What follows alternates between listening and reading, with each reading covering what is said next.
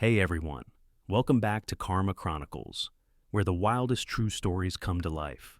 Before we dive in, don't forget to hit that subscribe button, smash the like, and drop a comment below. Let's get into this crazy story.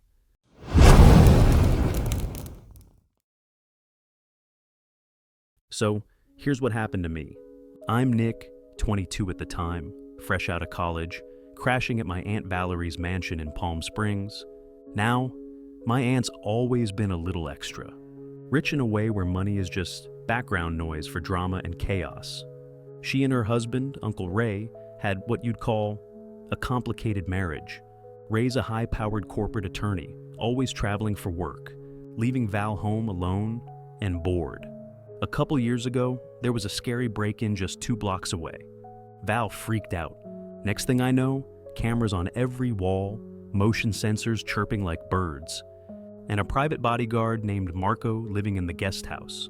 Marco was tall, silent, built like a tank, always dressed in black and always watching, like he was judging the whole world.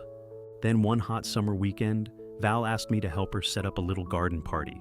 Just her book club friends, fancy food, overpriced wine, and of course, paranoia. Uncle Ray was conveniently on a business trip. Classic. I'm running around, setting up candles, arranging chairs, wiping glasses. Then I realize, no citronella candles. Val says there are extras in the guest house supply closet. She hands me the keys. I walk over, open the door, and there she is, Aunt Val, straddling Marco, like it's her full-time job. Her dress is hiked up, hair wild. Marco's shirt is off, showing those gladiator abs I've been trying not to notice all week. They freeze. Like I just hit pause on a movie I should never have walked into.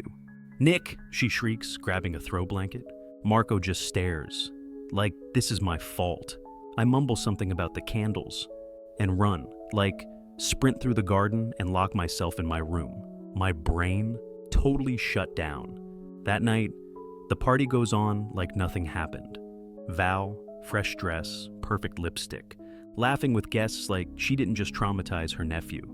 I avoid her eyes, completely, but it gets worse. The next morning, a $200 Visa gift card shows up under my door, with a note that says, "Thanks for helping. Let's forget what you saw. Love, Val." Was that hush money? Marco, gone for days.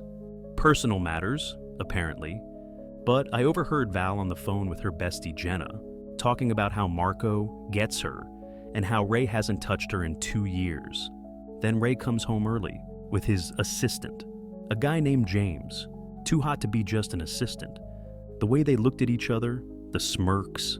Yeah, I knew.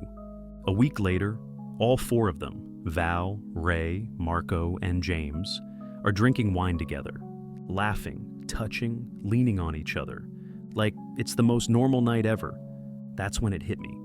Maybe this wasn't cheating. Maybe this was an arrangement. That was my last straw. I packed my bags and left that mansion and all its secrets behind. Hey, if you're still here, smash that like button. Subscribe if you haven't already. And tell me in the comments, what would you do in a situation like this? Spill the tea or run like I did?